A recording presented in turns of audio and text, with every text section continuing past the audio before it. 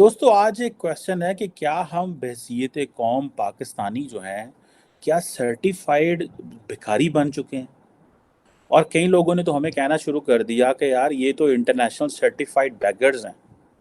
उसकी वजह ये है कि पाकिस्तान एक है हुकूमत क्या कर रही है, एक है मुआशरे की जो मॉरल डेकेडेंस है। वो उसमें हम तो बड़े कहते थे मेहमान नवाज हैं, ये हैं वो हैं, लेकिन हमारे जो सोशल बिहेवियर हैं उसमें कहा जाता है कि हर शख्स जो है वो अपनी अपनी कैपेसिटी में वो एक बैगर है। ज्यादातर जो इकोनॉमी के एक्सपर्ट्स हैं वो कहते हैं कि अवामी बजट में सख्त इस्लाहाती इकदामात नहीं किए गए, जिसकी वजह से IMF के कर्जे वापस लौटाना मजीद मुश्किल हो जाएगा। ये बजट एक ऐसी हुकूमत ने पेश किया जिसकी आईनी मुद्दत सिर्फ 2 माह रह गई है। प्राइम मिनिस्टर हैं ये भी।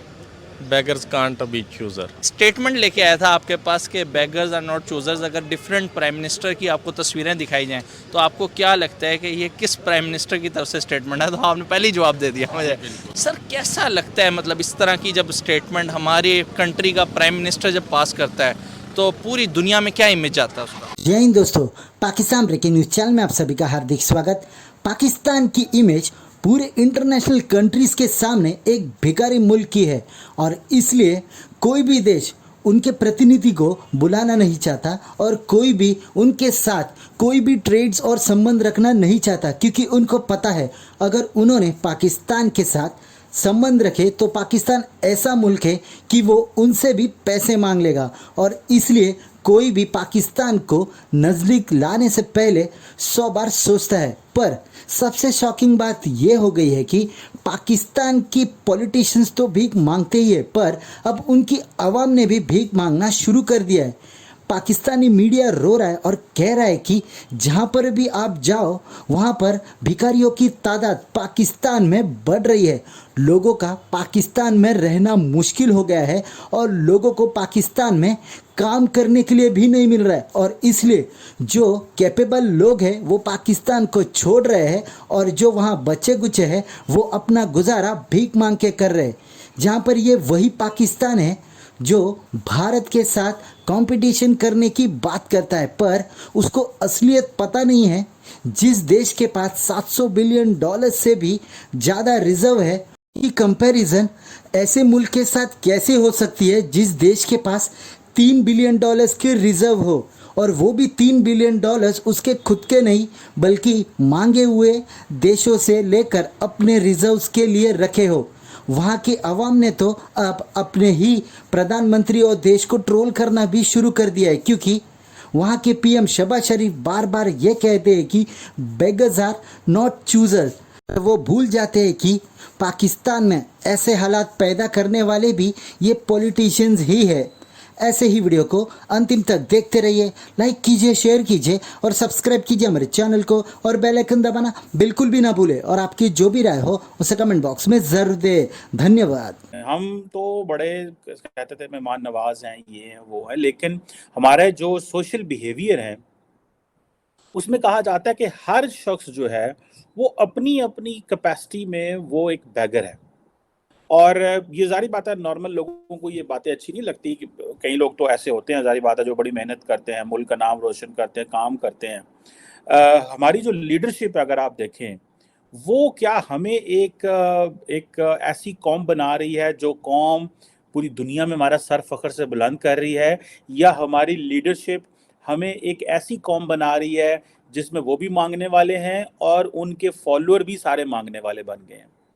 लोग परेशान हैं कि अगर हुकूमत मांगने जा रही है तो हम क्यों नहीं मांग सकते, अगर हुकूमत लूट रही है तो हम क्यों नहीं लूट सकते।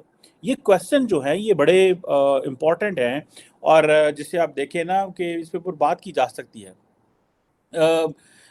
आप खुदा न खास्ता आप अगर आप देखें कि आप अस्पतालों में चले जाएं, आप शादी हॉल में चले जाएं, तो वो जो बंदा वहाँ पे बैठा हुआ उसको इतना पैसा नहीं मिलता कि वो उसकी रोजी चल सके, तो वो आपको कहता है कि यार वो शक्ल से मुंह बना लेता है कि हाँ जी पैसे दे दें, और कई जगहों पे तो ऐसे हुआ है कि जाने का इत्तेफाक हुआ है, वो लोग समझते हैं कि अगर इन लोगों का पैसे देना ये इन पे फ़र्ज़ है, ये हमें पैसे दें।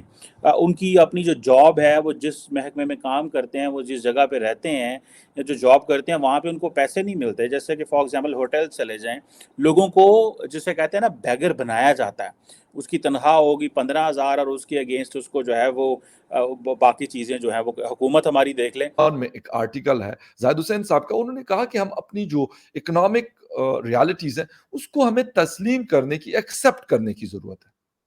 इस बात पर हम जोर देते हैं कि डिफॉल्ट नहीं हो रहा।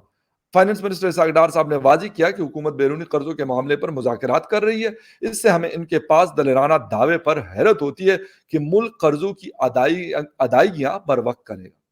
तवक्कुआत के मुताबिक इसहाक डार साहब की जो बजट तकरीर थी वो कोकले दाव से भरपूर थी। उन्होंने दावा किया कि मुल्क तरक्की की राह पर गामजन है। इस वक्त जब मुल्क को तारीख के बदतरीन बहरान का सामना है, ऐसे में उन्होंने अवाम दोस्त या मकबूल बजट पेश किया। तमाम बजट में आने वाली माशी जो बहरान का कहीं जिक्र नहीं किया गया। बजट पेश करने के बाद टीवी चैनल्स को इंटरव्यू देते हुए वजीर खजाना यानी फाइनेंस मिनिस्टर इसहाक डार साहब ने IMF के सख्त मौक़िफ़ को यानी जियो पॉलिटिक्स है उससे उसको मंसूब किया। वो अभी तक ये तस्लीम करने को कि उनकी अपनी गलतियों की वजह से IMF उन पर इत्तेमाद करने से हिचकिचा रहा है।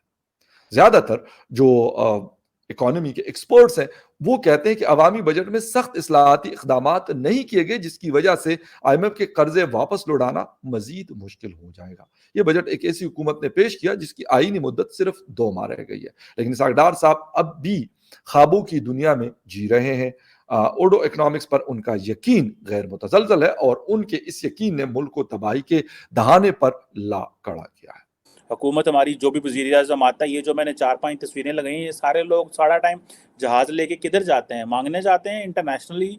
कभी ये सऊदी अरब पहुँचे होते हैं, कतर को पहुँचे होते हैं, UAE पहुँचे होते हैं, चाइना पहुँचे होते हैं, IMF पहुँचे होते हैं। भाई अगर ये पैसे लूट-लाट के इस तरह ही करने हैं, माँग-मूँग के मुल्क चलाना है तो मैं भी चला लूँगा। मुझे क्या प्रॉब्लम है या किसी और को क्या प्रॉब्लम है कि वो जाए और जाके पैसे माँगे और मुल्क चला ले? अवाम से टैक्स इकट्ठा होता नहीं है, खुद ये पार्ट ऑफ द एलीट है, एलीट पैसे देती नहीं है, टैक्स वो देती नहीं है, तो हमने इस मुल्क को कैसे चलाना है? और दूसरा ये है कि जिसे कहते हैं ना कि अभी रिसेंटली ये हुआ है कि आप बाहर जाएँ तो आपको पता चलेगा कि जी वो लोगों ने हाथ में छोटी-सी चीज़ रखी होती है, बेसिकली वो बेचने के लिए नहीं, माँगने के लिए। लोगों को एक आप मार्केट जाएँ, हर मार्केट में आजकल ये एक रवैया निकला हुआ है कि आप जाएँ, आपको 10-10 लोग, आप वहाँ खड़े नहीं हो सकते गाड़ी में बैठ के। आपने बैठने खड़े होना है वहाँ पे 10 मिनट, तो आपको 10 मिनट में 20 भिखारी आपके पास आएँगे। हर बंदा आपके ऊपर अपना आज़माने आएगा कि मुझे शायद कुछ मिल जाए, मुझे शायद कुछ मिल जाए। गदागरी जो है, जिसे ये बैगिंग जो है इतनी ज़्यादा हो गया है क्योंकि उनको पता है लीडरशिप भी माँग रही है तो हम भी माँगेंगे। कि अगर हमने इंडिया से तरक्की की है, दुनिया में तरक्की की है, तो वो एक ही शोबा है, मुकाबला इंडिया से है। किस लिहाज से हम इंडिया से मुकाबला करते हैं? 6 गुना बड़ा हमसे मुल्क है, ठीक है। तीसरी बड़ी इकोनॉमिक पावर है। उनके रिजर्व एसेट का आपको पता है? हम लोग, हाँ जी, बांग्लादेश को हम लोग जिसको भूखा कहना चाहते थे ना, हम कहते थे बंगाली है। आज बंगाल जो है वो हर लिहाज से हमसे आगे है। हमारा मुकाबला तो बांग्लादेश से भी नहीं है, इंडिया तो बहुत दूर की बात है। हमारे पास रिजर्व एसेट कितने हैं?